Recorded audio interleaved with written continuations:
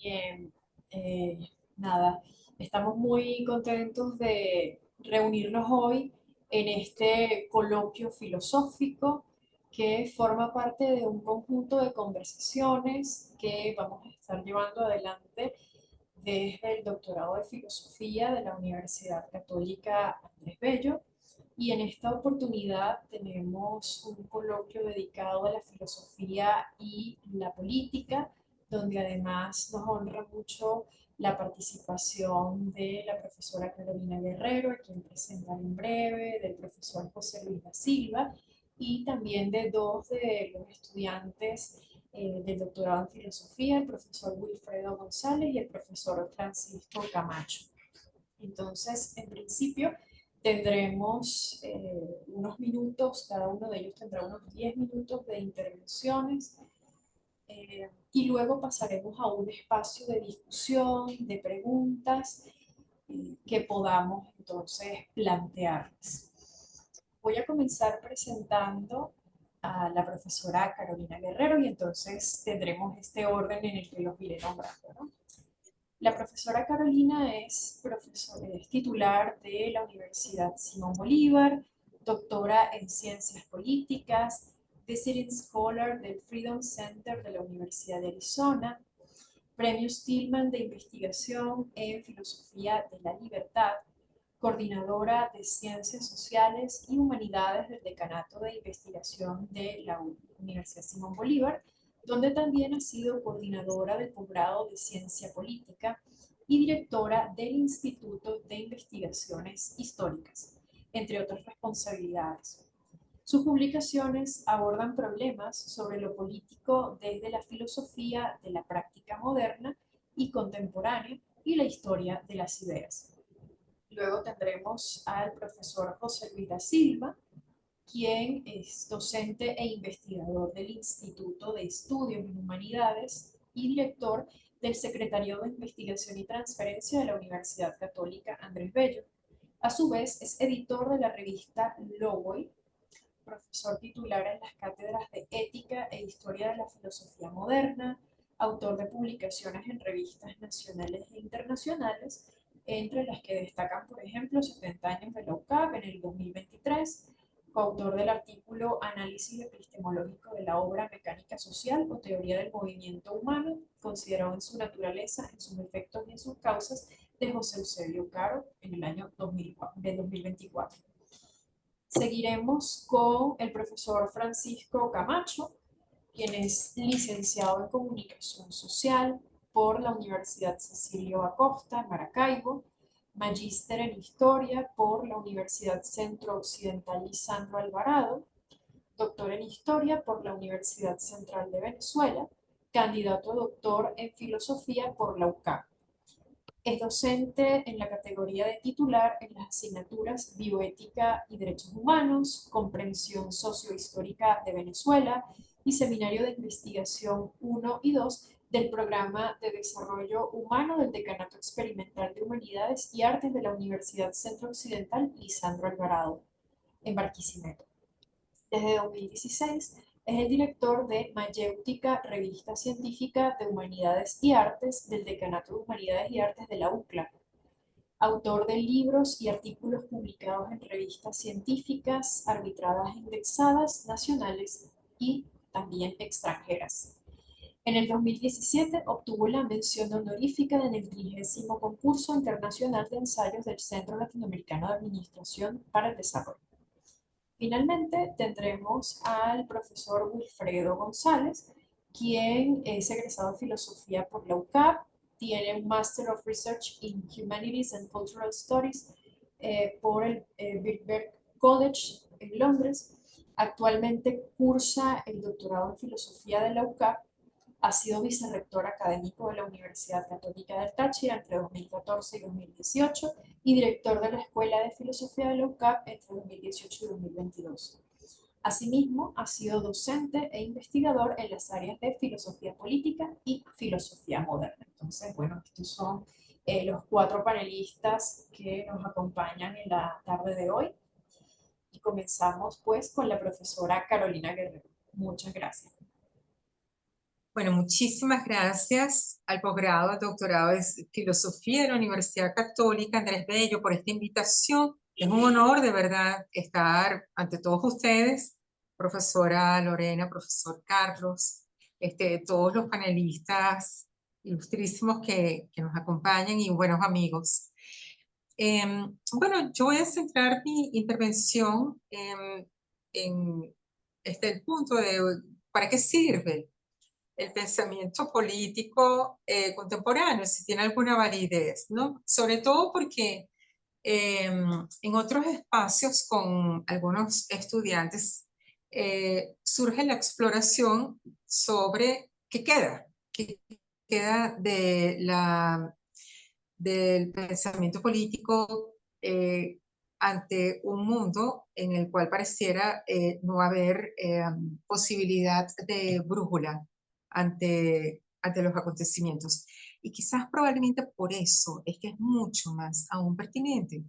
Eh, Sobre todo cuando uno navega entre disciplinas que apuntan más a una construcción probablemente epistémica eh, reduccionista, ¿no? Que quizás, lejos de ver, eh, lejos de situarse en la posibilidad de exploración ante lo novedoso, probablemente terminan reduciendo esa capacidad exploratoria en en el epifenómeno, fundamentalmente. Y de allí a precipitarnos hacia la cuestión del manualito es muy radical, es casi que inevitable, ¿no? Entonces, en este sentido, probablemente hay unas vertientes del pensamiento político contemporáneo, de la filosofía política contemporánea, que están justo eh, fundadas sobre esa búsqueda, esa exploración ante algo que siempre va a ser, va a estar trazado, tramado por la incertidumbre. Y desde allí eh, siempre hay un anclaje en el pasado, ¿no? No es posible ver eh, en frente a este barranco sin apelar a ese arsenal del pensamiento, de las ideas políticas de otros tiempos eh, que lo ayudan a uno a pertrecharse para tratar por lo menos, no dar respuesta. Yo creo que más bien aquí lo importante es ser capaces de formularles preguntas pertinentes y mantener esa mirada que que no se siente timorata frente a la propia perplejidad. Entonces, si el tiempo clásico, digamos en 500 años atrás, la fortuna obligaba a saber cuáles eran las limitaciones de todas las teorías, de todo el pensamiento, de todas las certezas conceptuales que pudiésemos haber confeccionado, configurado, eh, amalgamado hasta ese momento, eran insuficientes para enfrentar la fortuna. La virtud de ese ciudadano, la virtud de ese individuo residía en la capacidad de situarse ante un horizonte este, eh, ausente de certezas, ¿no? En el horizonte de la perplejidad del acontecimiento de lo nuevo. Y en estos últimos 125 años, por lo menos, o 130 años, eh, nuevamente nos topamos con los acontecimientos que terminan marcando eh, una suerte de cataclismo en la forma de pensar, en la forma de abordar la realidad, en la forma de tratar de ofrecer, si no bien una respuesta ni certeza, porque eso no vamos a tener, al menos pistas para poder balbucear, el presente para poder abordar esa labor de desciframiento del mundo cambiante, del mundo cataclísmico que nos toca padecer o vivir o, o disfrutar según se vea. Y si bien yo no me atrevería a mencionar autores en particular para no sesgar la exploración de los estudiantes, ¿no? Que pueden estar armando sus rutas exploratorias también por otras vertientes. Sí es interesante la forma como, um, cómo se usa todo ese arsenal del pensamiento pasado para la comprensión de las tragedias, de las catástrofes inusuales del momento, como la reducción de algunas potencialidades para el pensamiento terminan desplazando esa pregunta permanente en aras de configurar o más bien de determinar algunos fenómenos solo con base en las características que pudieron haber tenido en décadas pasadas, y hablo en particular del fenómeno totalitario, ¿no? Cuando alguien saca el check-in list sobre, bueno, tal cosa no es totalitarismo, porque aquí están las 6 características esenciales del totalitarismo, entonces hay 3 que sí, 2 que no y una más o menos. Eso es precisamente negarse a pensar el totalitarismo o negarse a pensar el acontecimiento, ¿no? Porque esa descripción de Manuelito, cerrándonos en el epifenómeno, es justamente lo que clausuraría esa, ese ejercicio de libertad que no puede ser otro sino abrirse a esa incertidumbre, a esa exploración, a esa posibilidad de pensar y de descubrir. ¿Y cuál podría ser la pista entonces frente a esto? Bueno, probablemente eh, una está marcada por la posibilidad de padecer el sufrimiento ajeno y a veces también de descubrir el sufrimiento propio. El ejercicio de la crueldad en este momento también puede ser una de esas pistas, identificar las formas en que se disfraza el ejercicio de la crueldad completamente novedoso, porque todo fenómeno totalitario siempre tiene la capacidad de mutar. Y en toda esta ruta de extravíos, probablemente también el otro, a ver, la otra pulsión también estaría en esa persistencia, esa terquedad de no abandonar la posibilidad de construcción de un espacio común, donde un espacio que solamente puede ser dialógico, que necesariamente debería ser solo dialógico, de, de liberación con los otros, con el otro, con el que es distinto, a efectos tanto de poder esclarecer algunos de los interrogantes que nos estemos preguntando, como también poder descubrir eh, algunas verdades que no son tan evidentes, ¿no? Cómo descubrir cómo se reduce la dignidad humana a la biologización de la vida en entornos incluso no evidentemente políticos.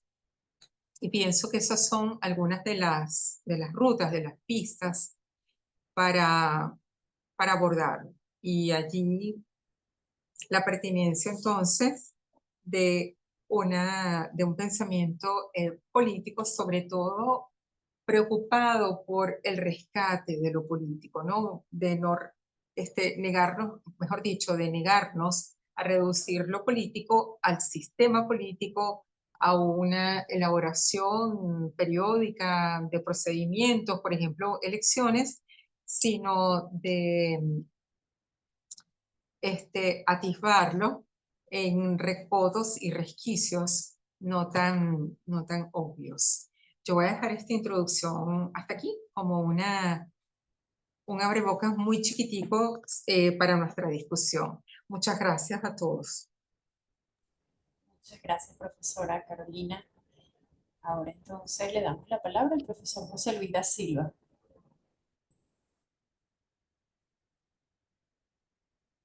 Muchas gracias, María.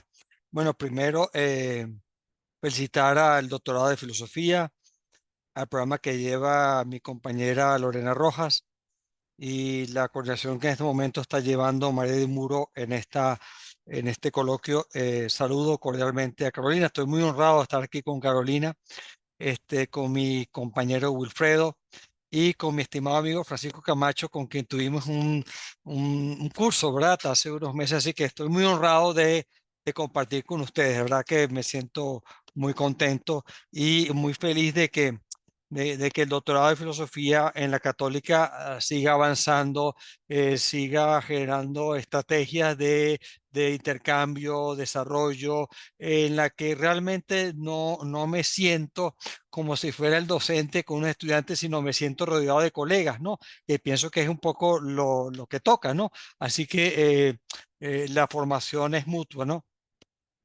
Eh, eh, la estrategia que usó Carolina es la correcta. Es decir, hay que tratar de no aludir a autores para no entubar la discusión, pero no me queda más remedio que citar algunos para estimular la misma, ¿no?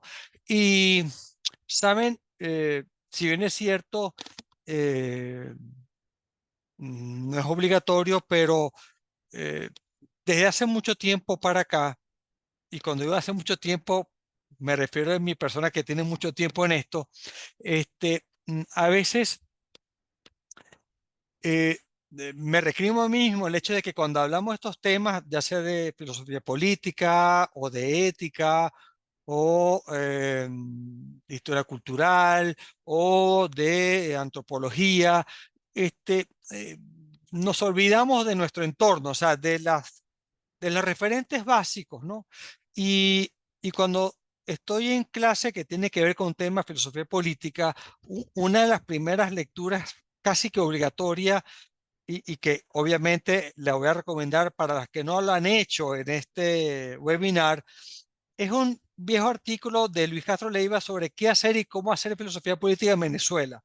Es decir, a mí me parece que es un buen ejercicio de pensamiento, sobre todo porque a pesar de que no vamos a terminar en él, nos ubica en el contexto donde estamos, porque vamos a hacer un ejercicio de filosofía política que puede tener muchas aristas, pero pienso que nunca está de más ver cómo estamos desde adentro, ¿no? O cómo se discute desde adentro, o cómo unas luces como la de Luis Castro nos puede establecer. Esto es simplemente como una recomendación que hace alguien siempre que está en un curso, hace referencias a autores locales, sobre todo porque no perder la perspectiva de que también aquí se ha pensado en términos obviamente muy críticos, pero términos que bien vale la pena tocar. Dicho esto, dicho esto, eh, un poco para abrir la discusión y abrir un poco las líneas de trabajo y proyectos que obviamente no se agotarían en lo que tanto Carolina como mi persona podemos establecer, sino abrir discusiones al respecto, eh,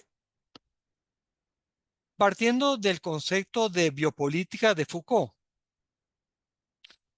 Este, Más allá de la tradición que se abre académica con Agamben, Expósito y una serie de autores de gran jerarquía, y que a su vez es muy nutrido e interesante, y que quizás revisando esos términos nos pueda ayudar a no resolver, pero sí a comprender cosas como Carolina decía, la violencia, el sufrimiento, el padecer los rigores de una política que obviamente contraviene al ciudadano común, que muchas veces lo único que desea es que lo dejen vivir con cierta tranquilidad. Pero dado la situación tan compleja, siempre ha sido compleja la realidad, pero quizás estamos en momentos mucho más complejos, mucho más difíciles de explicar en términos políticos. Y de ahí que uno piensa si no es posible abrir un camino desde el concepto de biopolítica, pero para discutir temas como controles de fronteras, es un problema de las guerras, desplazamientos, el tema de la propaganda de desinformación, temas que estamos viendo en las guerras no convencionales y convencionales, inclusive el modo en que gestionamos a las poblaciones refugiadas, es decir, abrir nuevos espacios eh, para repensar esto no en términos de poder de forma clásica, sino a través de esta herramienta. No es que sea mucho más efectiva, creo que no, pero bien vale la pena abrir líneas de trabajo que nos permitan darle la vuelta a un poder que no se pueda cosificar, sino que está en constante fluidez, lo cual hace que los intérpretes, los estudiosos, los tutores y los tesistas se encuentran en la necesidad de repensar un poco el modo de hacer política y el modo de hacer referencia a teorías políticas en la actualidad.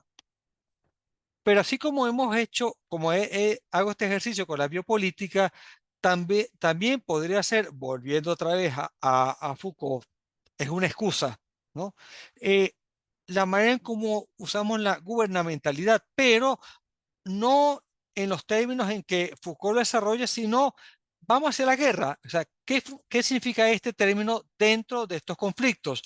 De aquí entonces, bueno, ver cómo se interpreta un esquema bélico, cómo se justifica esa narrativa del esquema bélico, cómo de alguna manera, de manera abierta, se puede ver como si fuera un evento deportivo. Esta noche otra vez viene un intercambio de misiles balísticos de lado y lado. Esto empieza a ser una narración muy distinta y genera una estrategia tecnológica, mediática, una condición de gubernamentalidad en la que hay unas teorías que están aquí y que nos obligan a repensar.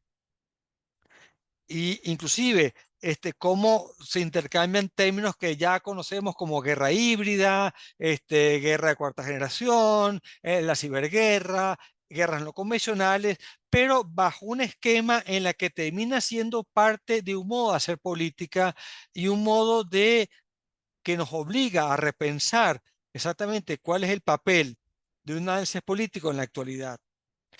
Eh, ¿Hasta qué punto uno puede legitimar políticamente estos conflictos o inclusive con narrativas que ya están corriendo, que obviamente ponen en riesgo a las vidas civiles de todas partes, ¿no? Que en el fondo, repito, lo que más le piden a una administración pública es que les dejen vivir y tener un proyecto de vida sensato, ¿no? Porque obviamente no tienen el poder para moverse o no tienen el poder para refugiarse en lugares paradisíacos.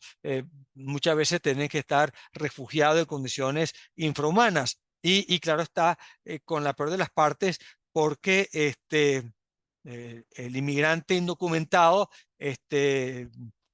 no tiene dolientes, ¿no? En ninguna parte del mundo. Entonces esto hace muy complejo inclusive repensar un poco el papel de unas líneas de trabajo que aspiran a tomar la filosofía política como una propuesta de estudio y inclusive una disposición a largo plazo de presentar una tesis de maestría doctoral. Dejo por acá este abrebocas pero bueno, para entonces ponerle picante a la discusión. Muy bien, profe, gracias. Continuamos entonces con Francisco Camacho.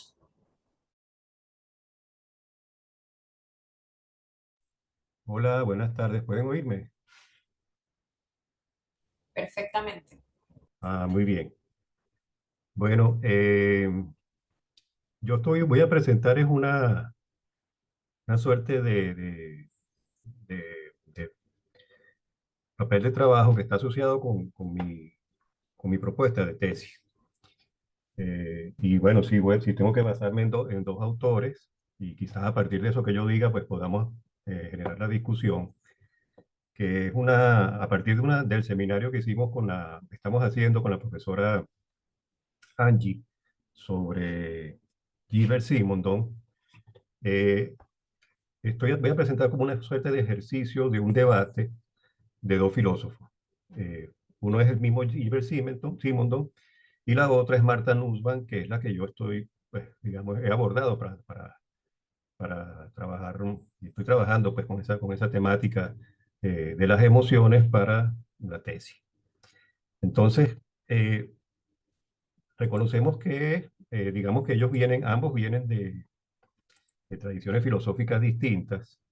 Eh, Nussbaum es, pues, digamos, de esa tradición del liberalismo de la escuela norteamericana, y Simondon es, pues, de esta escuela de los franceses, de la filosofía continental. Voy a abordar algunos conceptos que voy a ir soltando, también un poco a partir de mi propia lectura, el propio estudio. Yo les advierto que yo no vengo, mi pregrado y la maestría y el doctorado incluso, yo vengo de la historia y del área de la comunicación social. Pero soy un apasionado por la filosofía y bueno, me estoy atreviéndome aquí me estoy metiendo en estas lides. Estoy aprendiendo mucho y estoy disfrutando mucho. Aquí me acompaña el doctor Leopoldo Márquez, que está fungiendo como mi tutor. Entonces, hay algunos conceptos que creo que son importantes. Por ejemplo, lo que para Nussbaum son los objetos de transición. Para Simondon es lo que serían los objetos imágenes. Trato de hacer un contraste entre uno y otro concepto. Y también lo que Simondon denomina las formalizaciones, en este caso no operatorias, sino relacionadas con la técnica, sino formalizaciones que, para lo que nos interesa, de tipo axiológico o normativas, que a fin de cuentas apunta a, digamos, con esa discusión, con eso lo que Simondon denomina las formalizaciones, a formas de invención. Él dice que tras un proceso de individuación, saturación de imágenes, viene lo que él denomina la invención, que en este caso, lo que me interesa son invenciones de formalizaciones axiológicas. Muy bien. Entonces, Simondon es discípulo de Maurice Merleau-Ponty, y según el filósofo argentino Bacari, él abreva del intuicionismo de Henry Bergson para plantear su teoría de la individuación. Es considerado por estudiosos del tema, por críticos, uno de los pioneros de la filosofía de la técnica, junto con el mismo Martin Heidegger y Ernest Kapp. En tanto que Martha Craven Nussbaum, ella, pues como señalé, ella viene es de esa tradición liberal de la norteamericana, estadounidense.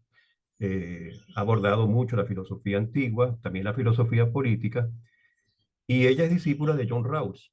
De alguna manera ella da continuidad a ese trabajo que dejó su maestro, primero con el, el célebre, el ya clásico libro de filosofía política de Una teoría de la política, que es la traducción correcta, y la segunda obra de que da continuidad a esa, que es liberalismo político.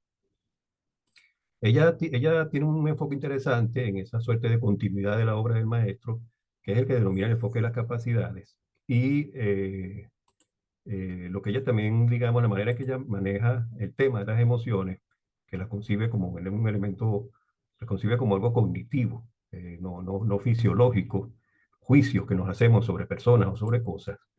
Y también el planteamiento que ella hace de lo que ella denomina las sociedades aspiracionales. Es decir, eso que es un poco lo que adelantaba el profesor José Luis y lo que decía la misma profesora Carolina, es decir, bueno, cómo la aspiración de un mundo mejor, este, que tiene que estar fundado pues, en instituciones, un poco también cómo llevar a lo concreto lo que se espera en el plano de lo ideal.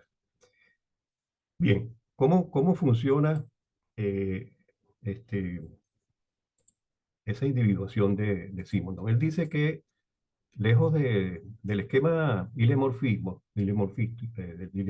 de forma y materia o sustancialista, él dice que el ser, en este caso nosotros que estamos aquí hablando y ustedes que me están oyendo, funciona como es una especie de acto, este individuo orgánico no es propiamente, el ser no se puede buscar aquí, sino más bien un devenir que implica una serie de individuaciones. Es una individuación biológica, referida a las células, una división, una individuación orgánica, que es esta del cuerpo, una individuación psicológica y una individuación que fusionada con lo social, el individuo y su medio, lo que él denomina transindividual.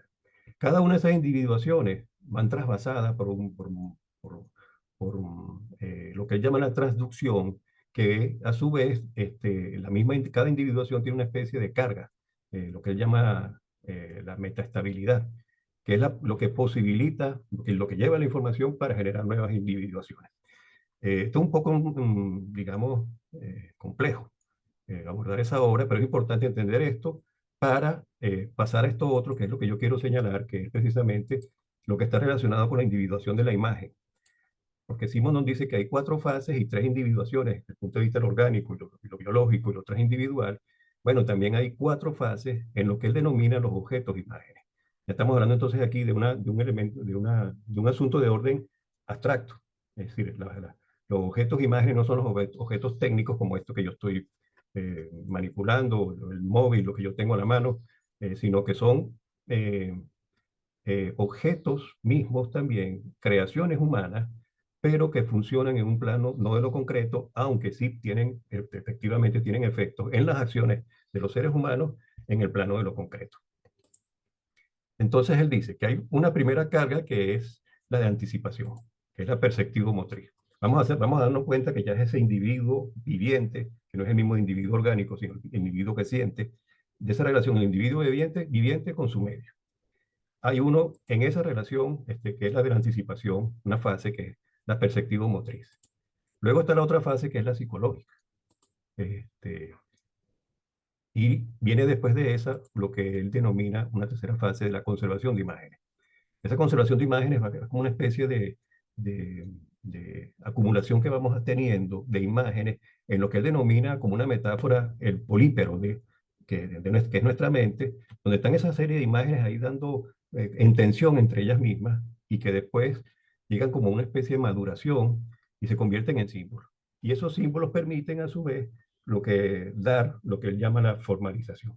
Que en este caso, para lo que nos interesa y es lo que yo estoy trabajando, tratando de contrastar la obra de uno y de otro, es las formalizaciones de orden ética, axiológica, un poco acercando uno y otro autor.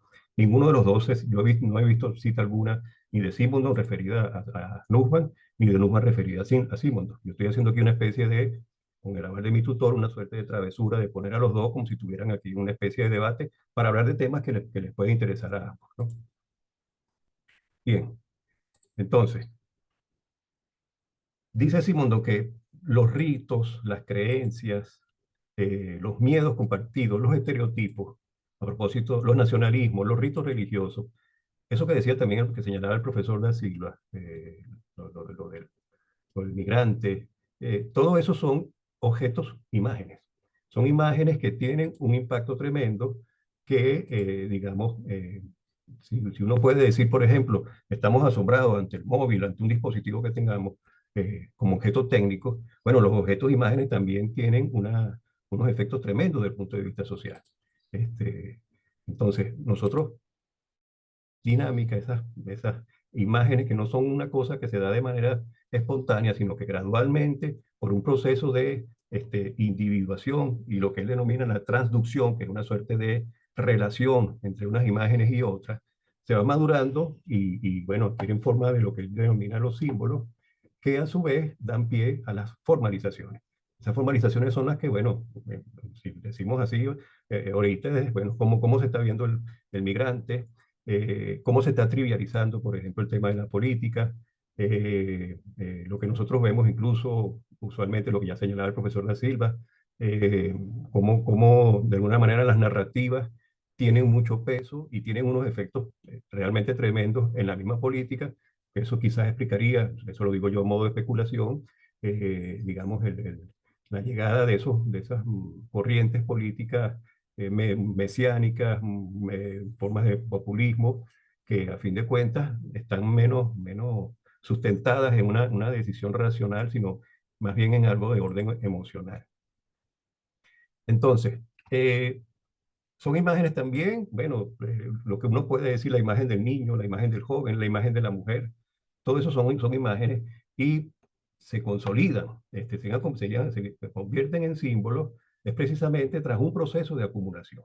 En la imagen, en la individuación orgánica, por ejemplo, el Simondon habla de una causalidad acumulativa. Bueno, en el caso de la imagen, es una acumulación de imágenes que funcionan, que están ahí, digamos, en pugna, en tensión una con otra en nuestra mente, que es lo que él denomina un polípero de imágenes, y que luego adquieren una forma, trascienden al propio individuo viviente, que es el que tiene eso en su mente, y es como una especie de que se comparte en una gran comunidad, y se convierte, pues, en los ritos, las normas morales y todos estos aspectos.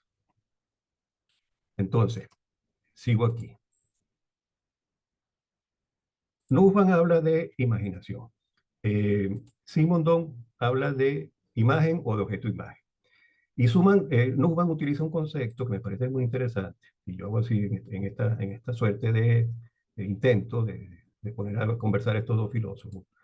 Ella dice que las novelas, por ejemplo, ciertas obras musicales, los monumentos, los discursos de líderes políticos importantes, todos esos son objetos de transición.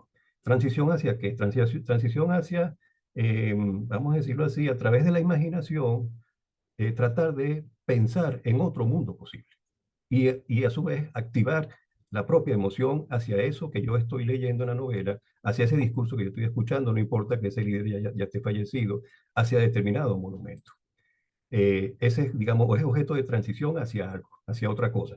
Si nosotros hacemos una suerte de esfuerzo por contrastar, uno puede decir, bueno, el propio objeto tiene una carga de metaestabilidad, en términos simondianos, que conduce a pensar en otras cosas, a crear nuevas imágenes, que, bueno, a fin de cuentas puede, como de hecho ocurre con los objetos técnicos, generar nuevas invenciones que ni siquiera los creadores originales lo habían pensado. Voy a explicarme mejor. Hace poco, yo puse ese ejemplo ahí en unas conversaciones que tuvimos en el seminario. Hasta hace poco, ese invento de las maletas con ruedas, las maletas con rueditas que se ven en los aeropuertos, ese es un invento relativamente reciente. Pero existen maletas y existen ruedas desde hace mucho tiempo. Ahora, alguien inventó colocarle rueditas a las maletas para aligerar el peso de la carga. Esos son invenciones. Y los creadores originales de la rueda, los creadores originales de la maleta, pues no se habían pensado en eso, pero ellos mismos, con su creación, el propio objeto técnico tiene una especie de anuncio de lo que puede venir. Una especie de lo que él llama Simondon una resonancia, que es la carga de la metaestabilidad, que puede ser, como les señalo, pues no necesariamente como lo puede esperar el propio creador de la obra en este caso. Simondon, por su parte, entonces habla de objetos e imágenes. Ya sabemos entonces que el objeto, cómo opera, que el objeto mismo, técnico, y el objeto, en este caso, objeto-imagen, también es producto de individuaciones en la que hay seres humanos. No es que el objeto por sí solo se individúa, no es eso lo que él plantea. Él plantea es que en esa relación del ser humano con el medio y con el propio objeto, se crean invenciones y se crean nuevas formalizaciones. Ocurre con los objetos técnicos y ocurre también con las normas, los códigos morales, todo eso que nosotros hemos visto. Entonces yo pregunto si cuando Nussbaum habla de riqueza imaginativa, que es la que nosotros tenemos como una capacidad, lo que podemos nosotros concitar, invitar, a través, no sé, ella dice la música de Mahler, escuchando un concierto de Luther King o de Mandela, eh, observando unos monumentos, nosotros podemos imaginarnos todo lo que implicó ese esfuerzo de esos líderes o esas obras, o incluso cuando leemos una novela de la épica griega, tratamos como que de ubicarnos en esos personajes que aún sabiendo que si existieron o no existieron, eso no es el asunto, sino es como que nosotros nos trasladáramos. Estoy hablando como si fuera Nussbaum. Nos trasladáramos a un escenario que está allí, que además, que es la cosa que ella señala, da cuenta de nuestra propia vulnerabilidad como seres humanos y de lo que nosotros queremos alcanzar. Entonces, ese el estímulo, esa forma de imaginación que te permite este objeto de transición que llama ella y que yo, y que Simondon llama objetos, imágenes, y que yo hago en ese juego de tratar de contrastar una cosa con el otro, yo digo que a fin de cuentas ambos podrían estar de acuerdo en eso, con términos distintos, pero a fin de cuentas sí apunta hacia eso, porque en el caso de Simondon, él dice que el objeto imagen es un vínculo entre lo abstracto, la mente, lo que hay en la mente del ser humano, del individuo viviente que llama él, y lo concreto, que es el mundo al que él se enfrenta.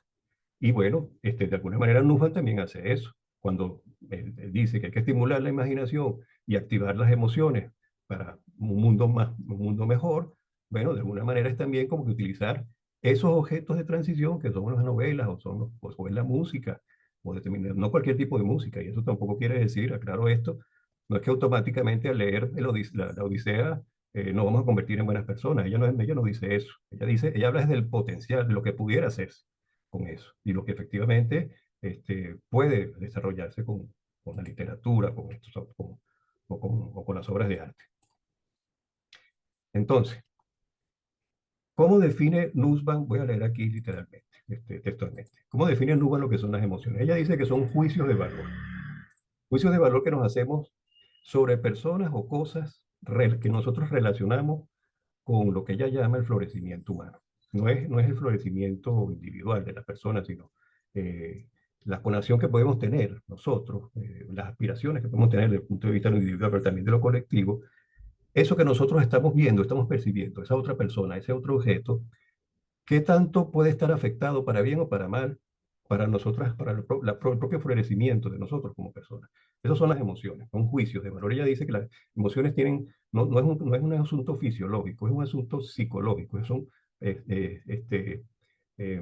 juicios que nos establecemos cognitivos acerca de personas o acerca de cosas.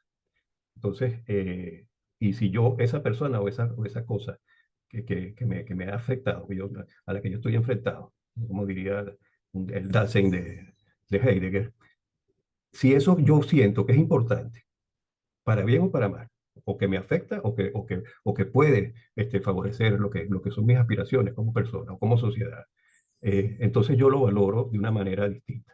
Esa es la emoción. La emoción que concita eso, porque la otra cosa importante no es solamente que uno se emocione, sino que además eso, a fin de cuentas, apunte a acciones. En este caso, acciones buenas, hablando pues en términos de la moral y de la política misma, ¿no? ¿Qué es lo que dice? Ella utiliza una metáfora. Ella dice que las emociones son paisajes de nuestra vida mental y social. Y fíjense ustedes, habla de, o sea, un paisaje en el que ocurren levantamientos geológicos del pensamiento. Una especie donde las capas se mueven unas con otras o cuando hay un sismo. Esos levantamientos son precisamente las cosas que se pueden hacer sobre la base de que con la imaginación yo pueda accionar y hacer cosas buenas. Fíjense ustedes, ella tiene una tesis interesante sobre las emociones políticas. Ella dice que la más importante de todas es la compasión. La compasión con tres, vamos a decirlo así, con sus tres componentes. La compasión hacia alguien que esté sufriendo. Primero, considerar que esa persona que está sufriendo, el daño que le han infringido, eh, eh, no es merecido. En segundo lugar, que ese daño que esa persona está sufriendo no se lo merece. Y en tercer lugar, que lo que le está pasando a esa persona también me puede pasar a mí. Ella dice, plantea en su tesis, por ejemplo, si se logra en lo que ella llama la sociedad aspiracional, eh, hacer de las personas que están al frente de las instituciones en ese esfuerzo, que también lo hizo en su momento John Rawls, de poner en la práctica lo que ellos tienen como ideal, si nosotros logramos construir sociedades compasivas, donde las propias instituciones tengan gente ahí al frente que sean compasivos, podemos funcionar mejor como sociedad. Esa es su tesis. Y dice, bueno, ¿y cómo estimulamos eso? Bueno, es como un proceso, que a fin de cuentas yo creo que ahí también se apunta y se acerca a al planteamiento de Simondon en este debate imaginario que hay entre estos dos autores. Vamos a ver qué dice Simondon acerca de las emociones. Él tiene él ve las emociones como en dos planos. Uno que tiene que ver con lo afectivo emotivo.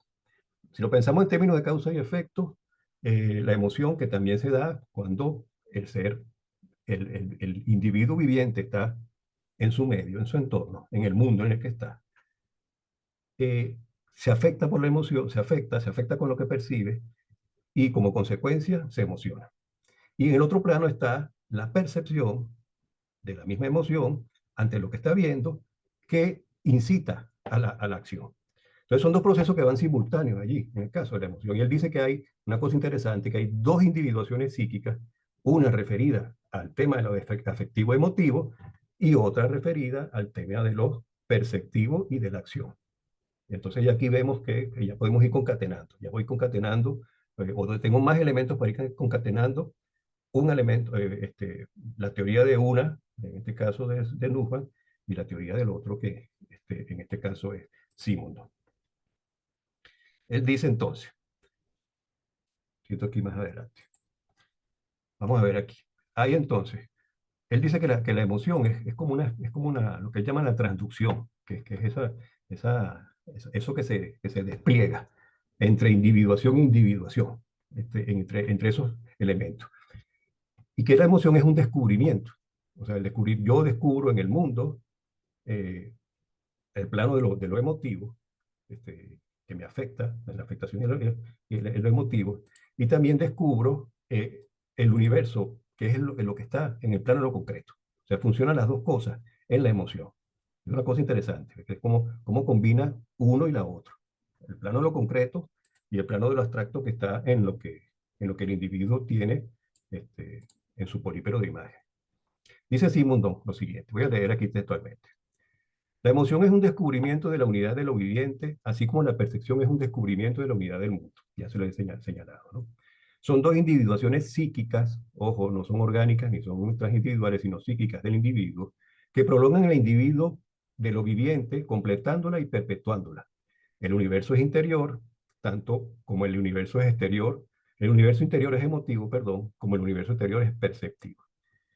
Yo comparo esta cita con esta otra que es de Martha Nussbaum. Ella dice, cuando tenemos emociones de temor y de compasión hacia el héroe de una tragedia y sus desgracias, exploramos aspectos de nuestra propia vulnerabilidad desde un lugar que es placentero y está a salvo, deteniéndonos en las posibilidades generales para la vida humana, en las cosas que pueden pasar. Esto es muy importante porque también ella de alguna manera plantea, hay dos conceptos claves en su obra, que es el de la vulnerabilidad y el de la conación. Conación, la aspiración que podemos tener todos los seres humanos, en fin, a vivir mejor, las aspiraciones propias que tenemos.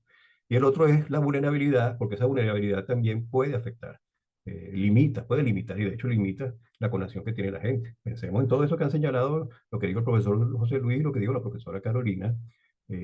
Bueno, esa gente tenía proyectos de vida, esos migrantes no están allí, no han salido de sus países, por ejemplo, porque sean los placenteros. Esos niños que están perdiendo la vida o han quedado lisiados producto en la Franja de Gaza o en Ucrania. Esas mujeres, ellos no tenían eso en sus proyectos de vida, tenían sus cosas, querían tener familia, todo lo demás. Bueno, pero son vulnerables a incluso factores externos que tienen que ver con elementos de la guerra, en fin, esas otras formas de poder que el profesor Da Silva nos podrá explicar mejor, bueno, no sé, otra especie de biopoder de nuestro tiempo, de este tiempo en el que nosotros estamos y que él nos invitó a que pensáramos. Sigo aquí. Hay un aspecto importante, yo les señalaba que era lo que Simón nos llama la formalización, que es, vamos a decirlo así, es como que el producto.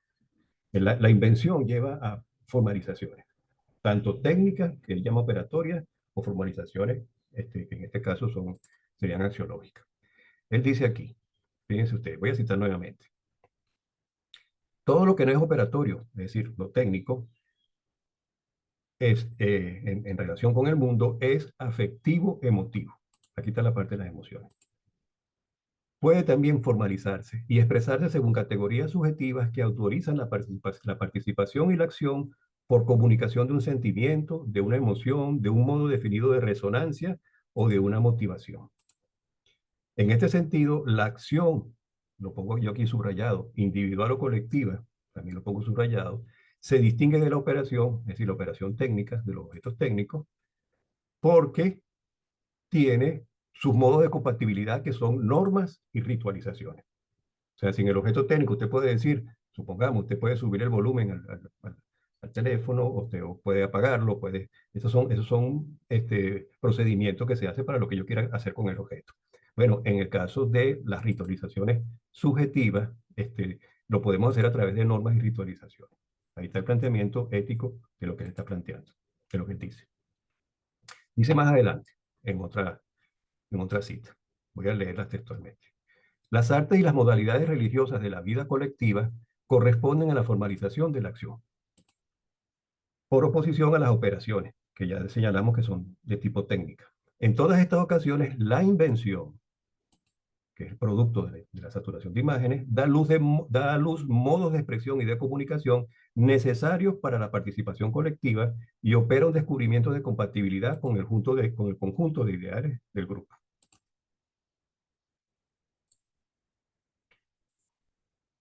En su obra, fíjense ustedes que uno pudiera decir, si nos detenemos ahí en la obra de este filósofo, que yo estoy descubriendo, fue con este seminario, apenas había oído algunas cosas de él.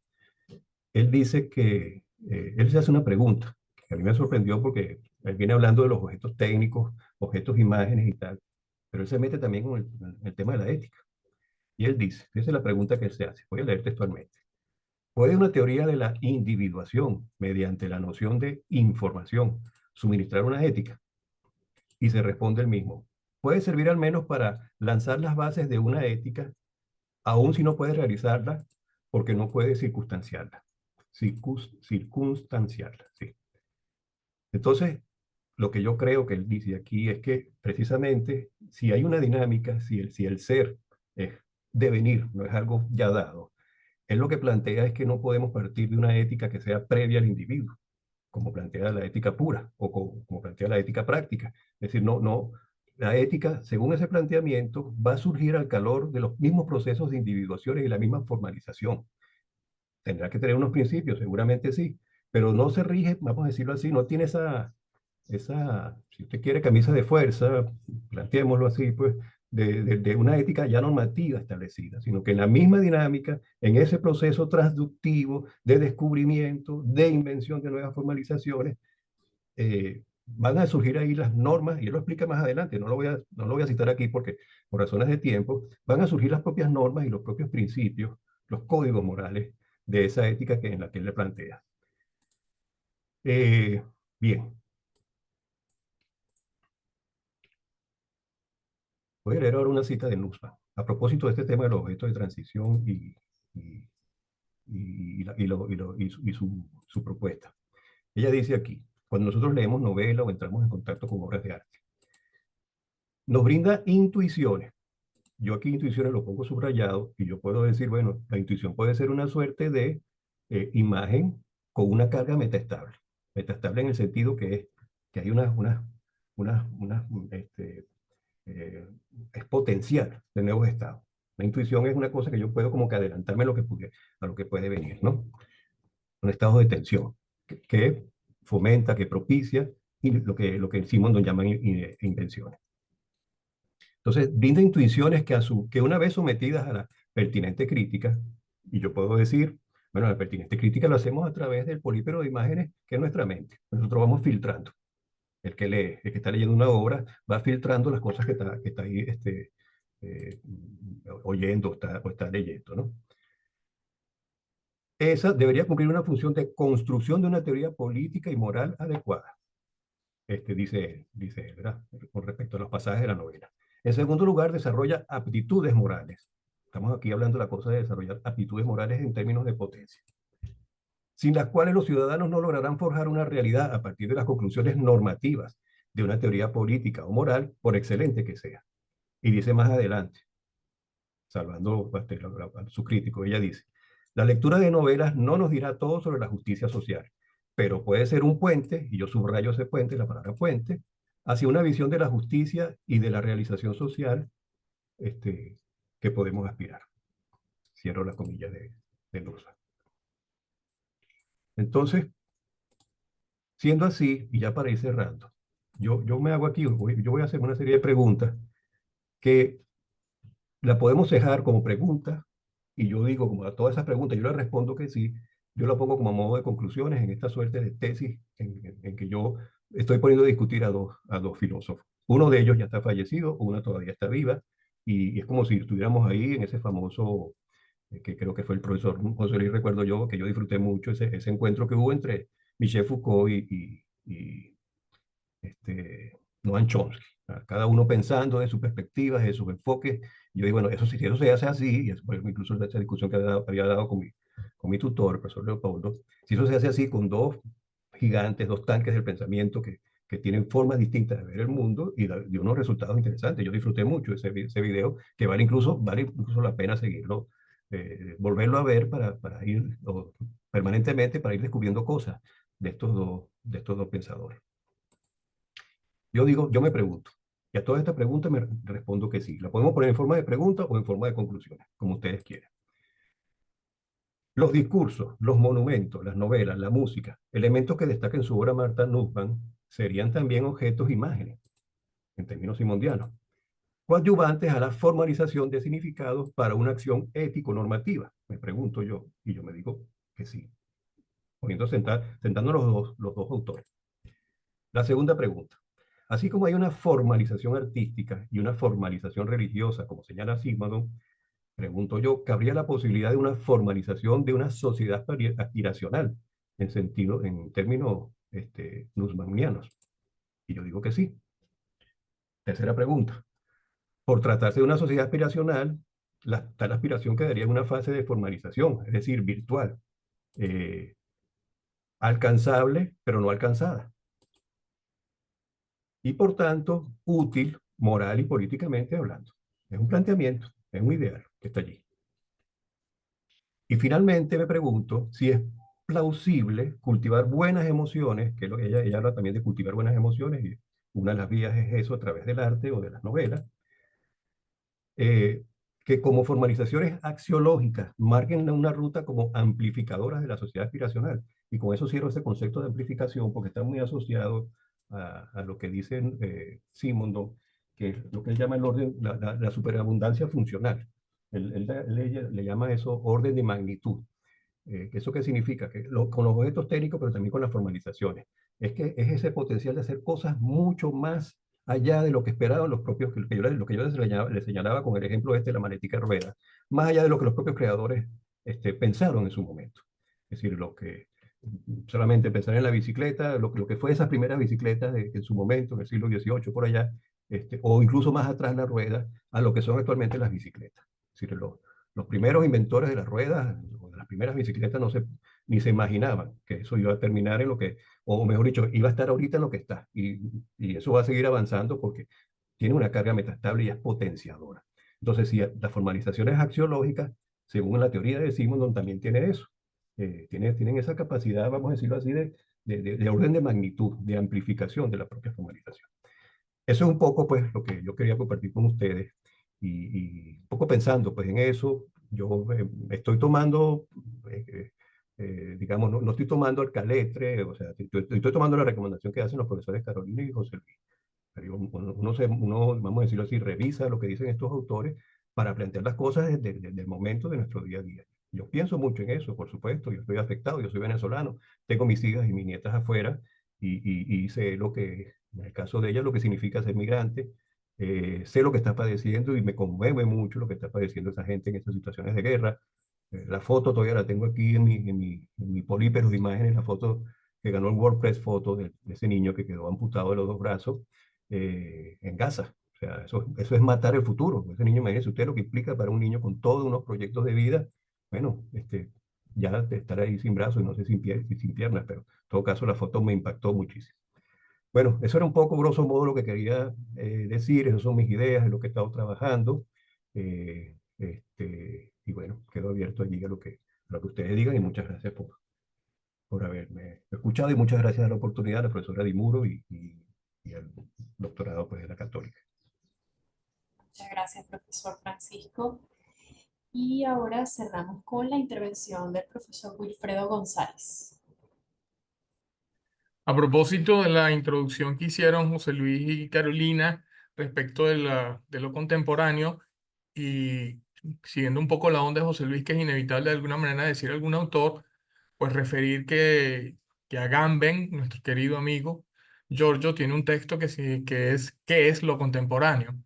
Y ayuda mucho también ahora porque en él habla de que lo particular, lo propio del contemporáneo, no es que está a la moda con las últimas tendencias, sino que ser contemporáneo es estar en el tiempo que implica una distancia crítica, discernimiento, una cierta conciencia de que se está más frente al oscuro que frente a las luces. Ser contemporáneo es de alguna manera ser capaz de ver las sombras en la que estamos, ¿no? Contemporáneo no es un mero estar en el presente, sino habitarlo críticamente.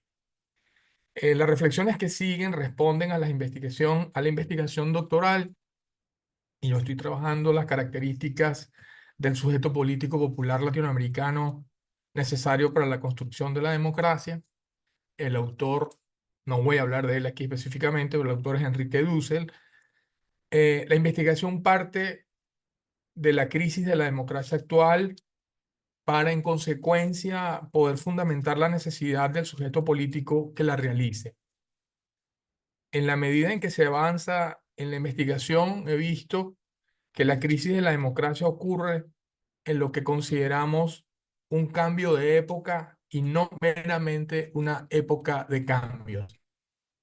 Entonces, si se toma en cuenta el entorno global actual, caracterizado por la volatilidad, la incertidumbre, la complejidad y la ambigüedad, y si se acepta el desafío de superar el paradigma determinista que entiende lo que hay como un conjunto de cosas que interactúan entre sí por relaciones de tipo causal y lineal, entonces el concepto que proponemos de unidad sistémica aplicado al campo político de la realidad permitiría situar la reflexión sobre la democracia, sobre su crisis, en otro registro intelectivo, uno funcional y complejo, donde todo, en verdad, donde todos los acontecimientos naturales, culturales e históricos lo entendemos como funcionalmente articulados entre sí.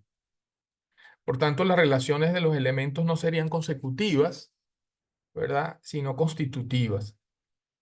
Pensemos en esta imagen de la cesta de las frutas y la imagen de las constelaciones. Una para decir un modelo más determinista, simplemente que se mueven en el mismo lugar, y las otras que se construyen a partir de sus relaciones y de sus interacciones. Aunque la fragilidad, la ansiedad, la no linealidad e incomprensibilidad vienen de los modelos de gestión, lejos de toda pretensión de fundamentación ético-política, sirven de ejemplo para comprender lo que decimos sobre el campo funcional y complejo. Estos elementos describen bien las condiciones actuales y futuras del mundo. El caos y la complejidad creciente reclaman otro paradigma de comprensión de los dinamismos tanto naturales como históricos.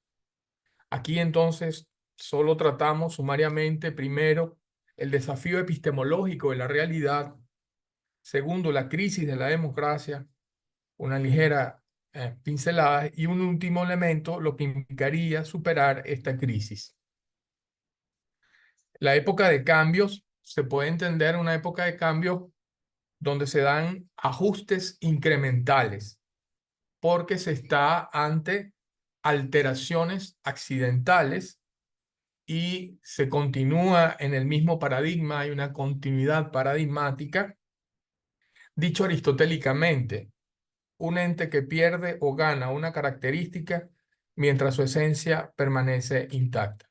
Es como la imagen de la época de cambios, donde se dan ajustes incrementales porque hay accidentes, alteraciones accidentales.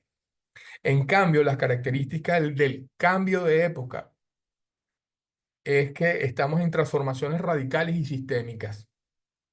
De ello podemos decir a grandes rasgos, ¿verdad? La claridad que hay ahora, bastante compartida, al menos en el mundo de la filosofía, ¿verdad? Del fracaso de los sistemas filosóficos totalizantes y de los sistemas políticos totalitarios.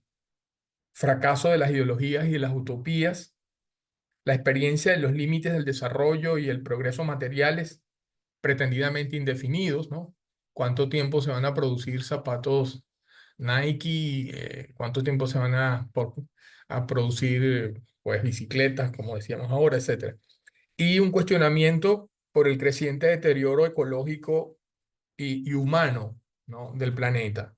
Por ejemplo, es muy poco citada, pero a veces, pero veo que cada vez se la cita más, está la encíclica de Francisco Laudato Si, que planteaba los problemas del planeta.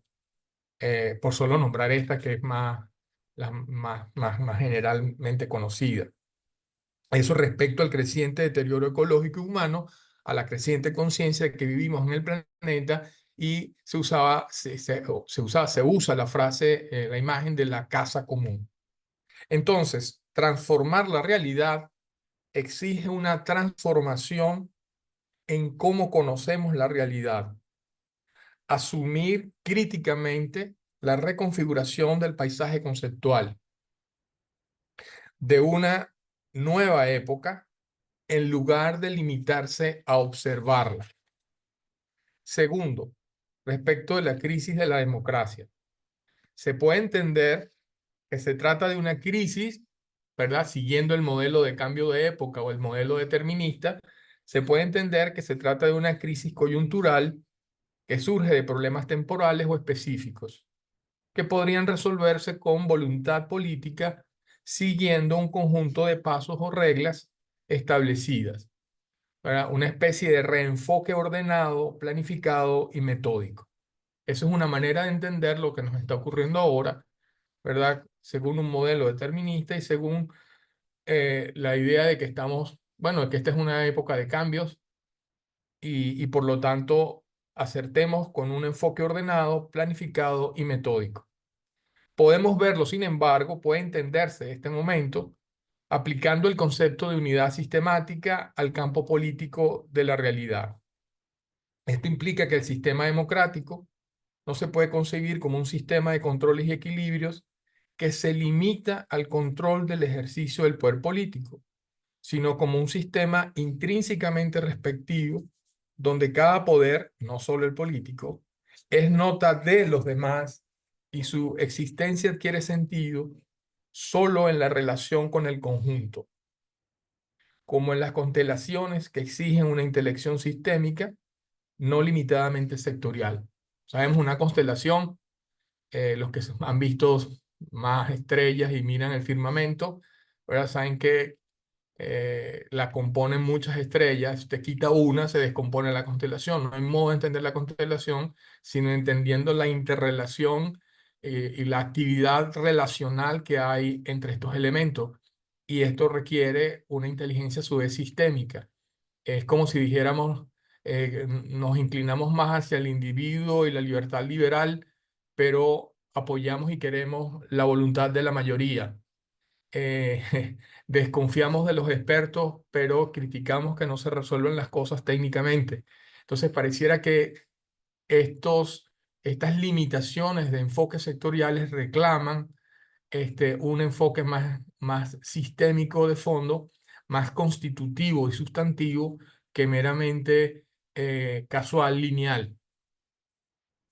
Los problemas fundamentales entonces que enfrentan las democracias están profundamente arraigados en la lógica intrínseca de los sistemas, del sistema económico, el capitalismo, del sistema político que busca legitimidad y legalidad, el del sistema entonces que produce leyes, el sistema legislativo, judicial, o del sistema científico, el paradigma científico. Recordemos, aquí los autores ustedes los irán reconociendo de fondo, ¿verdad?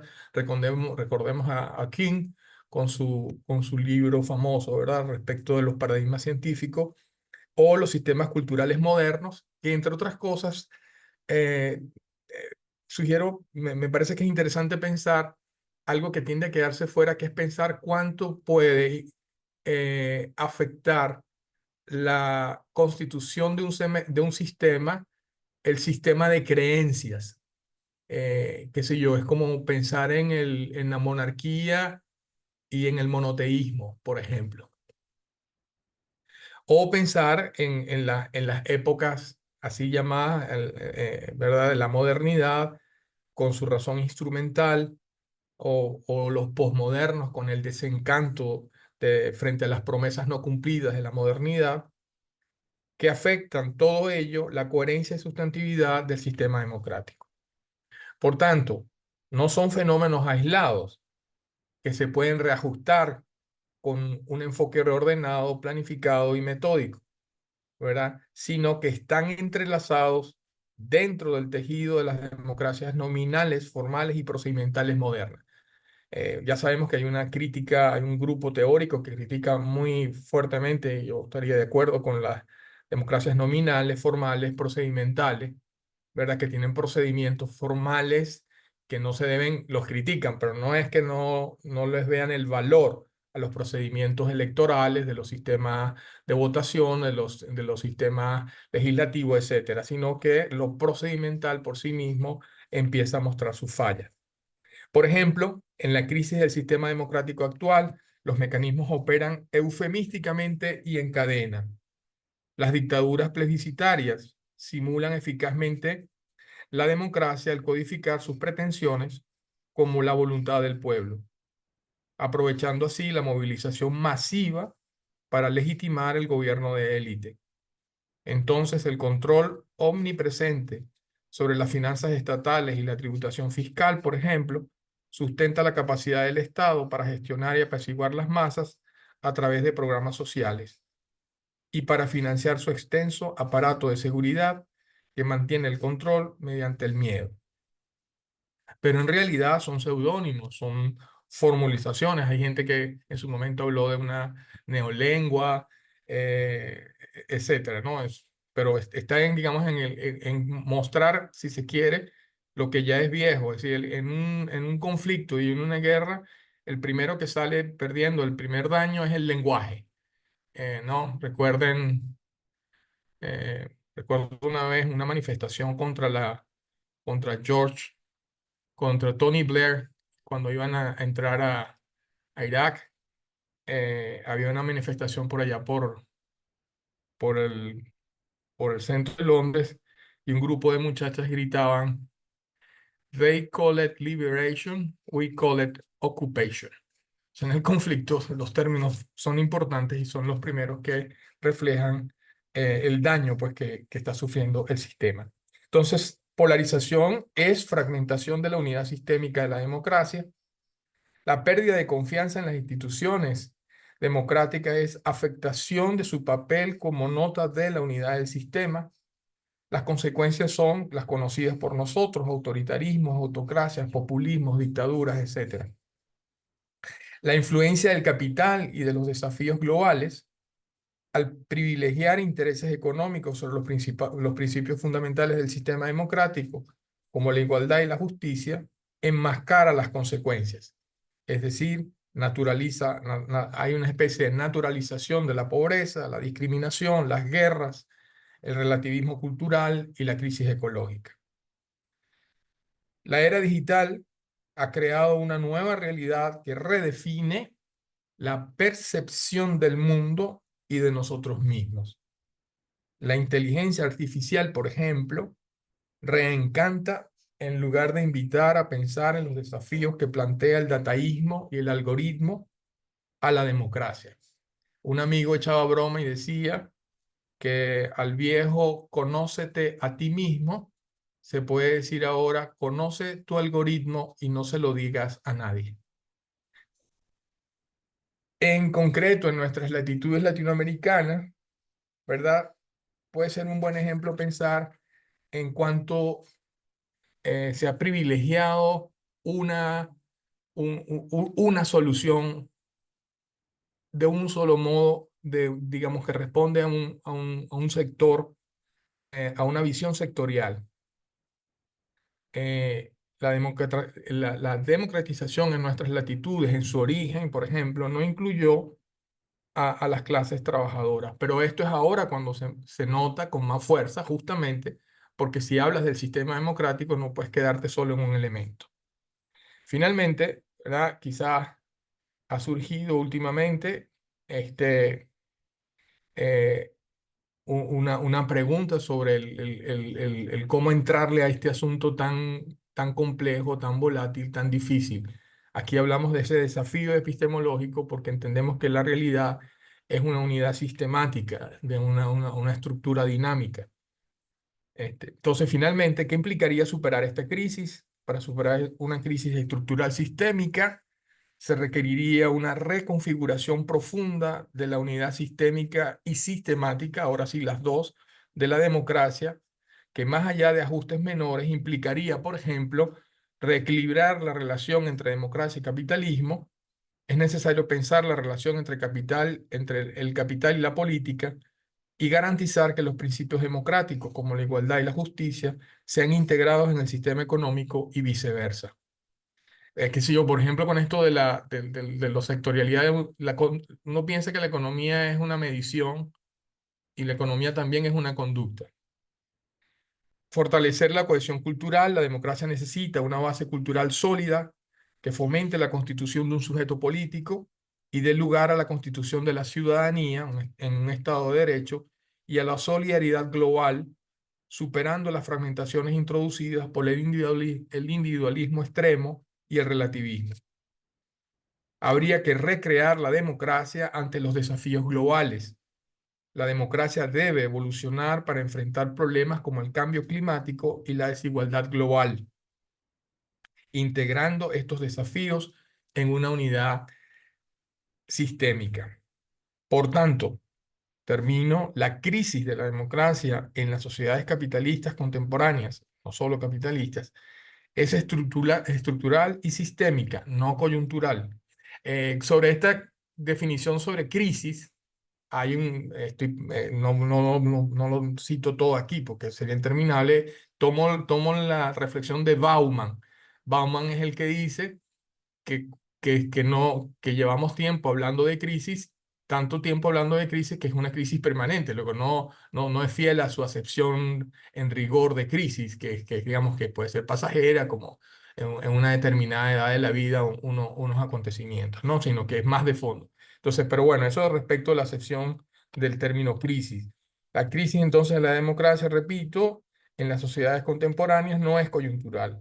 Esto significa que sus problemas actuales no pueden resolverse con ajustes menores, sino que requieren hacerse cargo y encargarse de la transformación profunda de la unidad sistémica de la democracia, en relación con los sistemas económico y cultural que la rodean.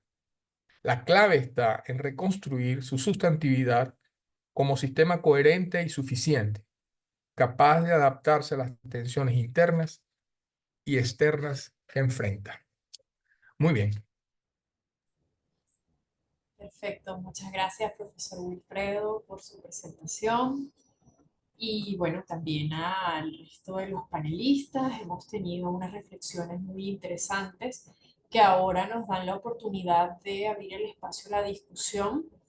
Como les señalaba por el chat, pueden dejar sus preguntas, sus comentarios, para que podamos ir conversando. Y en principio yo quisiera, pues, dejar una interrogante que en particular a mí me llama mucho la atención escuchándolos, sobre todo de cara a este replanteamiento de la democracia, a estas circunstancias actuales que estamos viviendo y sobre todo con respecto a lo inquietante que resulta bueno, el devenir de la tecnología y de nuestra circunstancia en estos tiempos vertiginosos, ¿no? ¿Cómo podríamos pensar o qué se está diciendo en el contexto de la filosofía política con respecto a la relación entre el humano, el ser humano y la tecnología? En particular recuerdo hace muy poco apareció una publicación de Yang Wei-shun que realmente terminamos viendo que este autor de China realmente es una inteligencia artificial y que ha publicado un libro bastante interesante llamado Hipnocracia, ¿no? Que además ha acuñado un concepto eh, para dar cuenta de todo lo que está pasando en la política contemporánea. Entonces, por supuesto, este tipo de, de discusiones, de presencia cada vez más marcada de la inteligencia artificial, como también usted decía, profesor Wilfredo, ya la pregunta no se dirige tanto al quién eres, sino más bien al algoritmo, a tu algoritmo.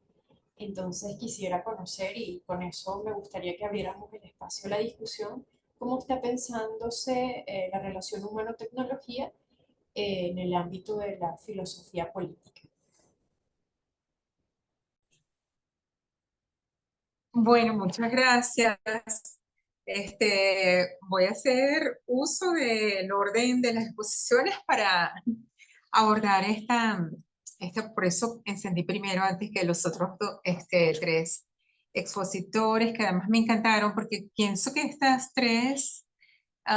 cuatro intervenciones están conectadas, aunque pareciera que no, pero lo está muchísimo, ¿no? Y quizás una de las pistas para ver estas vinculaciones está en la propia pregunta de la profesora Dimundo, porque eh, cuando, a ver, fue el profesor Camacho o fue el profesor Wilfredo, que hablan de o creo que fue el profesor da Silva, o quizás de los tres. La primera víctima en toda guerra es la verdad. ¿Ok? No solamente por la elaboración discursiva de las partes en pugna, sino por la forma en que tratamos de esconder, como decía Hannah Arendt, mentir la verdad, esconder el horror en algunas justificaciones aparentemente morales para tratar de naturalizar el horror. Y dentro de las tensiones entre la necesidad de reafirmar lo humano y, ah, y los retos que significa ante ello el albor de la tecnología en estos momentos tal como está huyendo, pues pareciera que también la verdad termina siendo una de las primeras víctimas, ¿no? No solo por la posibilidad de engañarnos, sino por la posibilidad de desplazar lo intrínsecamente humano frente a la reducción al dato. Cuando el dato que emerge de todo este procesamiento de datos espectacular que puede hacer la inteligencia artificial y la técnica de nuestro tiempo, ese desplazamiento de lo humano significa no solamente una deificación de la técnica, sino también el precipicio de lo humano, llevar lo humano, la degeneración de lo humano hacia vidas inanimadas y una forma de vida desalmada o nuevas formas de vida desalmada. Por eso también encuentro un hilo con las presentaciones anteriores, por ejemplo, cuando el profesor da Silva hacía referencia al totalitarismo, que hablábamos del fenómeno totalitario, no el totalitarismo necesariamente como el ejercicio de formas novedosas de dominación sobre una población víctima, sino fenómenos totalitarios que están inmersos en esta manera también de de castigar lo humano hacia la forma de vida deshumanizada y desalmada. Y quizás aquellas promesas de lo político. Un segundo que dejo una cosa, ya va, un segundo que tengo un segundo, ya va. Esto se va a botar. Ah, ya. Uy, qué horror. Esta cosa doméstica, esto también es una forma de miedo. A ver, no logro activar esto. Ya, ok, perdón. A ver, desde este presente estoy fascinada también con la forma en que ha discurrido esta sesión, porque dentro de la propia pregunta de la profesora Andy Mundo, también toca echar una mirada hacia el pasado, ¿no? Todo este pensamiento contemporáneo no surge solo en el presente, todos tienen alguna deuda con los clásicos y también con, con los antiguos. Por eso, con la referencia del profesor Wilfredo al texto de Agamben, no solamente es una invitación a ver las sombras de nuestro tiempo, que es lo más difícil que que tenemos enfrente, sino también esa necesidad de que esa percepción esté cruzada por la mirada hacia el pasado, hacia lo arcaico, ¿no? ¿Cómo está eso de lo arcaico en este presente? Y en la antigüedad, el vivir sin miedo era la promesa fundamental de lo político, y es lo que nosotros no encontramos. Eso está en los estoicos a su manera, en los epicúreos a su manera. Lo rescata así, verdaderamente, el propio Spinoza. Eh, lo, lo resalta Maquiavelo cuando nos incita a pensar lo acontecimental, que es de lo que no tenemos la más mínima idea, el más mínimo dato para abordarlo. Pero además, nosotros diríamos, cómo nos podemos equipar, quizás, para tratar de dar respuesta a este cataclismo de la forma como la técnica está retando lo humano, cual puede además conducir a la mutación de la tanatopolítica? Y quizás aquí volviendo a esta idea de cómo lo estético permite, lo sublime permite formar juicios morales, la verdad es que toda experiencia estética nos ayuda a entrenarnos para la experiencia moral, y el reto que nosotros tenemos en este momento es afianzarnos, apalancarnos en estas pistas filosóficas, en estas pistas del pensamiento político, para por lo menos seguir manteniendo, preservando, conservando lo humano en nosotros. Y ya eso es un triunfo. Gracias.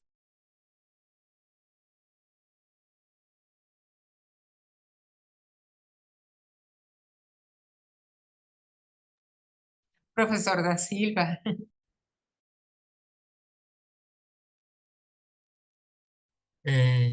No sé, pero entiendo, creo que la profe Dimuro se quedó sin internet, y si tanto José Luis como Dimuro están en la universidad, es posible que ambos entonces se hayan quedado sin internet.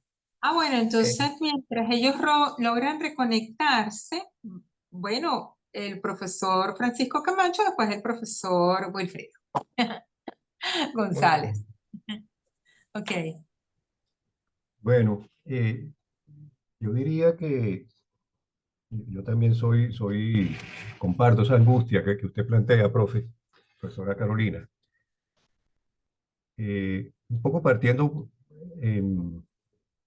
si nosotros echamos mano de la historia, porque los totalitarismos, bueno, ahora tienen otras formas, ¿no? Pero siempre ha habido eso. Y siempre ha habido una especie de nudo crítico, pues, que se enfrenta a eso. Entonces yo creo que aquí uno pudiera pensar, bueno, ¿cómo inventamos una manera de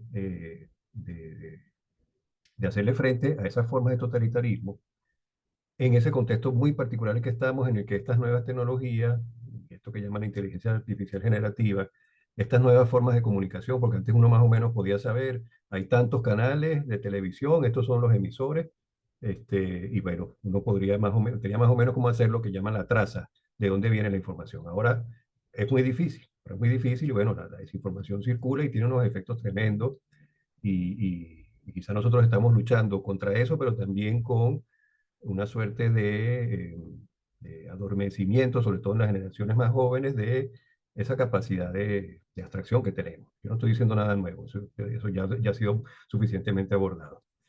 Ahora, yo sí creo entonces bueno, sí, el asunto es ver cómo inventamos eh, una forma de que la democracia, con todos sus bemoles, con todas esas cosas que ha señalado el padre Wilfredo, se preserve, o sea, que haya pluralidad de voces, que uno tenga acceso a esa cantidad de esa diversidad de opiniones, de formas de ver el mundo, y sobre la base de eso, bueno, reflexionar y en consecuencia actuar.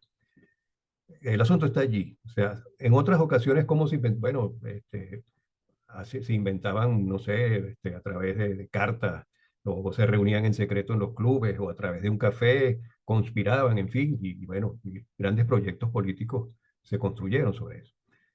Aquí habría, yo no tengo respuesta, porque yo estoy tan angustiado, o sea, con este tema de la nueva tecnología, es una especie de optimismo por un lado, y por otro lado, también cierta eh, eh, eh, inquietud, preocupación, no tanto por el tema de lo del trabajo, porque efectivamente cada vez que hay unos inventos, pues también surge la división del trabajo, se va diversificando, todas esas cosas, sino cómo podemos nosotros enfrentar. Yo no tengo la fórmula. Yo lo que digo que espacios como este, por ejemplo, seguir, por ejemplo, dentro de la misma, utilizar la misma herramienta, las mismas herramientas, pero para propiciar espacios para la reflexión. Entonces usted dice, bueno, voy a seguir determinadas cuentas de este fulano, que no lo veo yo, no lo puedo ver en el caso venezolano, por supuesto no lo voy a ver en los medios de señal abierta, pero incluso en los medios del extranjero, pero sí tienen sus cuentas en redes sociales y dicen cosas que son interesantes y de pronto puedo verlo en el canal de YouTube acerca de sus planteamientos y ponerme a pensar. Entonces,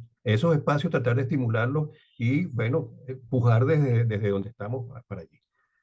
Es una tarea muy cuesta arriba, sí es verdad porque, digamos, bueno, hay muchos temas de interés, poderes ahí, ahora está más diluida la manera como que las instituciones pues, han hecho agua, es muy difícil controlar eso. Pero con todo y eso, yo creo que lo peor que uno puede hacer es decir, bueno, no podemos hacer nada, cerramos la Santa María y nos vamos. Yo creo que lo que hay que seguir pensando desde lo que uno está y dar el aporte para eso y a ver cómo podemos inventar en términos simondianos una sociedad más justa. No sé, es como que actualizar eso que ya habían dicho otros, en lo que otros ya estuvieron, y otros caminos que otros ya trazaron, ver qué ideas nos podemos en el tiempo presente nosotros poder hacer utilizando las propias herramientas, porque no se trata tampoco de prescindir de ellas. Eso es lo que se me pienso yo de momento.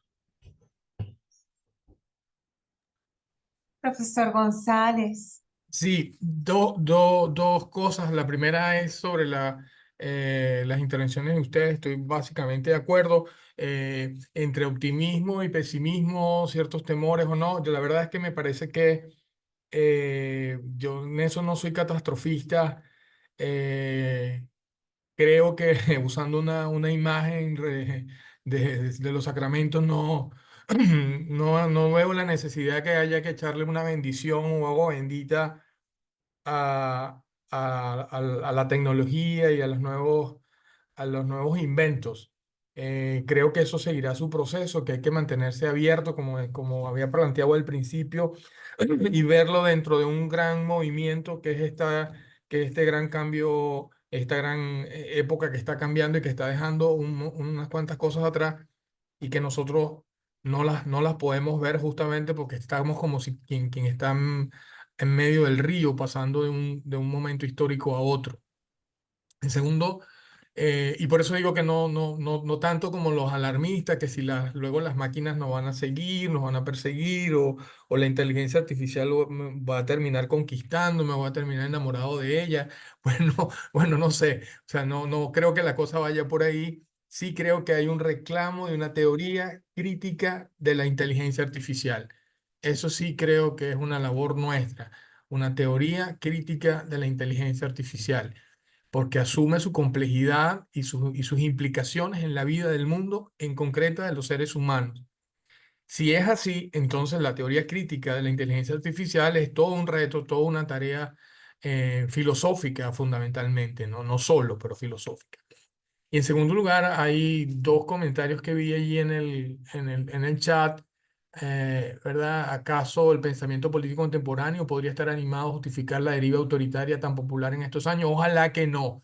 Ojalá que el pensamiento político contemporáneo no sea justificador, que no le construya ningún relato digamos, a lo terrible también que vive sobre todo la población más vulnerable del mundo. El profesor Francisco Camacho habló del criterio de vulnerabilidad de Martha Nussbaum. Ese es un criterio muy importante.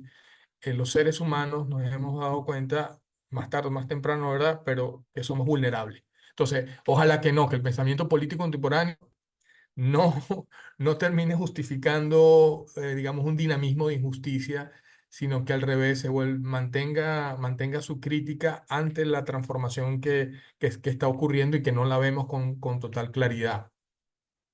Y después me pedían que hablara sobre ese vocablo de la dictadura plebiscitaria. Bueno, es otra vez lo del lenguaje como creador de seudónimos y eufemismos respecto de realidades. Pues esto son formas que buscan en el lenguaje enmascarar lo que existe, lo que en la realidad es otro dinamismo, ¿verdad? Entonces, donde no hay participación o democracia, consulta, debate, deliberación, argumento, pues se trata de disfrazar o de darle nombres de este tipo. Entonces, es verdad que históricamente ha podido registrarse fenómenos en el que votas, ¿verdad? Plebiscito, votas por determinada cosa, votas por la otra y en realidad sigues dando vuelta en el mismo sistema, ¿no? Eso con respecto. Terminé diciendo esto, sí, creo que a propósito más de la pregunta por el pensamiento político contemporáneo, este, yo diría que no, que ojalá que no, pero ves, eso es un reto, un desafío, como decía, no solo un desafío epistemológico. Si lo entiendo en la complejidad que quise plantear, si es epistemológico, ahora no es solo en términos de lo que conozco, sino que lo que conozco tiene que ver con la verdad, y si tiene que ver con la verdad, tiene que ver con la vida buena, de verdad, según nuestro amigo Aristóteles. En fin, o sea, no es una parte de algo que una vez intervenida desaparece el malestar, desaparece el problema, sino que requiere una intervención más sistémica, una inteligencia más sistémica.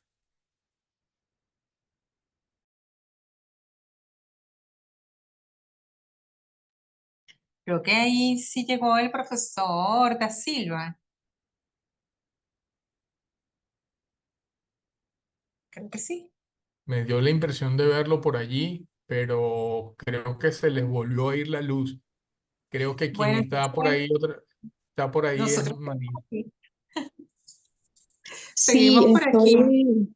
yo Ah, estoy ok. conectada desde los datos del teléfono porque se cayó el internet de la universidad otra vez. Entonces, si tienen allí las preguntas, porque el chat se perdió. Ok.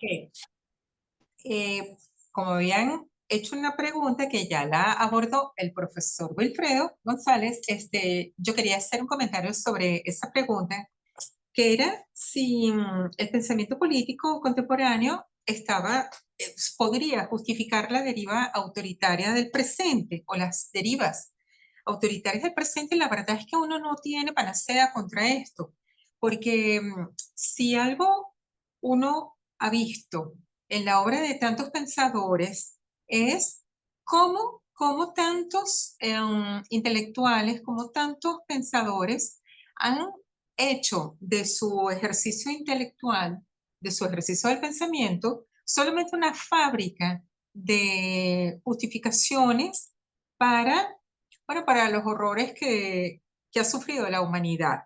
Entonces, como no existe tampoco un pensamiento político contemporáneo, homogéneo, uniforme, afortunadamente es plural y diverso, uno lo que aspira es que más bien las vertientes dirigidas a desvelar esas derivas autoritarias tengan muchos mejores argumentos que aquellos que están enfilados a tratar de otorgarles justificación. Y por eso es necesario mantener una mirada muy perpleja frente a nuestro propio presente. Por ejemplo, el profesor Wilfredo hablaba, estaba abordando la crisis de la democracia, perpetua, larguísima, citaba a Bauman, y eso me hace recordar las reflexiones de Walter Benjamin sobre el estado de excepción, un estado de excepción permanente que ya no tiene que ver con los elementos jurídicos a partir del cual se decreta, sino a partir de una novedad política que hace que alguien, un grupo, un poder, una facción, no necesariamente el Estado, aunque la mayoría de las veces puede ser el Estado, pero no es lo único, puedan precipitar la vida del otro en eso, en una vida desnuda, en una vida que sin valoración en términos de dignidad. Y esto engrana con lo otro. A lo largo de más de 200 años, la humanidad en Occidente ha estado acostumbrada a entender por democracia una cantidad de procesos.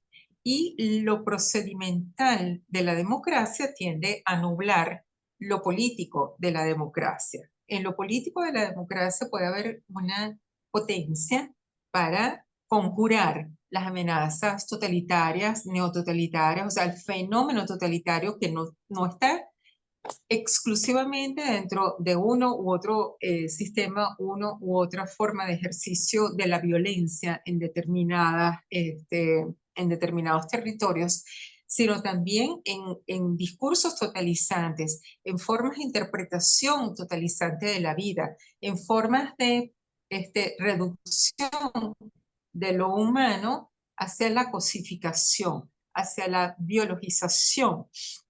Y allí también hay una pulsión necesaria, o sea, una, una proeza, una exploración necesaria, que es, claro, tenemos que vivir con procedimientos democráticos, pero cuando el procedimiento se come lo político, entonces estamos dispuestos a aceptar por democrática cualquier cosa que cumpla con lo procedimental, como estaba señalando el profesor González, ¿no? Se celebran elecciones periódicas, etcétera. ¿Es democracia? No, no lo es. Depende de otras cosas.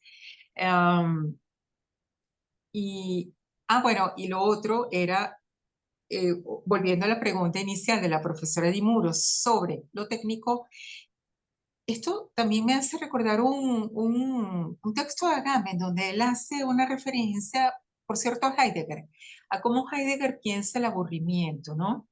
Y allí hay una negación de la libertad. Y en este momento, sobre todo con el scrolling permanente de las personas, es como lanzarse hacia un aburrimiento donde cada quien siente que ese refugio en una cosa que aparentemente distrae, una cosa que aparentemente te conecta con el mundo, porque estás en un espacio virtual global, en el fondo es cerrarse y es renunciar a la libertad. Y probablemente aquí la pregunta recurrente para un pensamiento político contemporáneo comprometido es de dónde surge la desafección por la libertad y por qué a lo largo de nuestra historia como humanidad hemos tenido muchísimos más episodios de renuncia voluntaria a la libertad que de supresión de la voluntad, perdón, de la libertad por medios violentos. Gracias. Bueno, si me permiten tomar la palabra antes que me bote nuevamente Zoom. Y desde aquí en Venezuela, mm, hablar de tecnología es muy curioso porque lidiamos fingimos que estamos en la tecnología porque eh, eh, eh, no es tan fácil, ¿no? Comunicarnos bajo esta plataforma a partir del enorme esfuerzo que hacemos. Pero conectando la pregunta, la profesora Dimuro, pero también yo tuve la oportunidad de leer una pregunta de una profesora por el chat sobre, bueno, la falencia de la democracia, la dificultad, y me supongo que es un poco en mi intermitencia al escucharlos, han respondido más preguntas, y con esa maña que tiene uno de ocultarse a través de los autores, este, mm, pensaba en Sloterdijk, ¿no? En dos sentidos, sobre el tema de la tecnología, pero ¿por qué le tenemos miedo a algo sin la cual nosotros no podemos sobrevivir? Y dadas nuestras carencias humanas, nuestra debilidad humana, este, la, no competimos en la reunión animal con el resto de los animales, en muchas cosas tienen mayores fortalezas que nosotros, somos muy endebles y enfermizos, es por el uso de la técnica, esa antropotécnica de la que habla Sloterdijk, es que hemos logrado llegar hasta acá y es gracias a ello que nos entendemos y nos comprendemos. Así que no podemos pensar sino con la tecnología, solo que esta avanza de una manera particular, pero es inherente a la condición humana, así que no hay hay un divorcio en ese sentido. Ahora bien, eh, retomando un poco lo que dice Carolina, y entiendo que es un poco la línea de Wilfredo y de Francisco, Sloterdijk dice en un texto que me parece muy importante en La muerte aparente del pensar, que tendemos, eso sí, hoy día a tener mucha confianza en la tecnificación, ¿no? Hasta el punto que poco a poco ella, no del todo, pero ella suple ciertas tareas propias de la crítica, del pensamiento crítico, ¿no? Entonces, obviamente, esa muerte aparente del pensar hace que estas dinámicas de la política, que es importante para pensar más allá de los procedimientos, nos permitan, bueno, saber exactamente hacia dónde vamos y cómo estamos. No soy de los que creen que no hay nada que hacer. eh, mm, Más bien pienso que siempre hay mucho que hacer y se abren las expectativas porque de eso se trata la vida. La vida no es más que una afirmación en la cual es posible retomar, repensarse y posiblemente reajustar a medida que pasan los años de este nuevo siglo, ese equilibrio entre ese esquema tecnológico, que obviamente no lo podemos rechazar, pero quizás acá volver aquí unas palabras de que la ilustración de acá diciendo dejar la pereza, ¿no? Que, bueno, es dada por la ventaja tecnológica y volver a asumir una postura más crítica, lo cual requiere una disciplina y un esfuerzo personal, a lo que obviamente nunca hemos estado dados, ahora menos porque se nos facilitan las cosas o en apariencia se facilitan, pero obviamente tenemos que retomar, dejar un poco ese esquema de la pereza en particular. Eso es un poco lo que decía antes que me vuelva a botar Zoom. Perfecto. No sé si había otra pregunta, porque como entramos de nuevo, pues se perdió el historial del chat.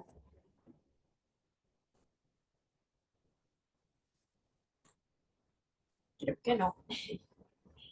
Bien, entonces, nada, ya creo que hemos tenido una tarde muy interesante de discusiones, preguntas, inquietudes que han dado un tono muy valioso a este coloquio de filosofía y política, que como les decía al inicio, forma parte de un conjunto de encuentros que se están llevando de parte del doctorado en filosofía de la Universidad Católica Andrés Bello.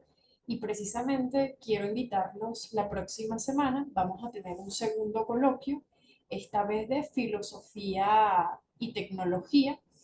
En él vamos a estar la profesora Lorena Rojas Parma, la profesora María Ángela Pulsese de la Universidad del Claustro de Sor Juana en México, el profesor Gustavo Lafontaine y yo por el doctorado en filosofía.